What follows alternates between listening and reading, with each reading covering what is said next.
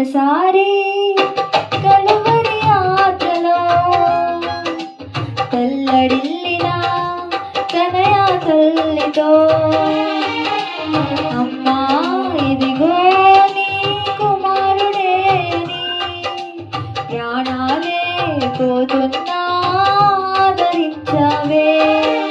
తల్లినే నిర్మించిన మనసుకు ఉండవై ప్రేమ తల్లి లాంటి ఆదరణే తుడచినవే నా కన్నీళ్ళే.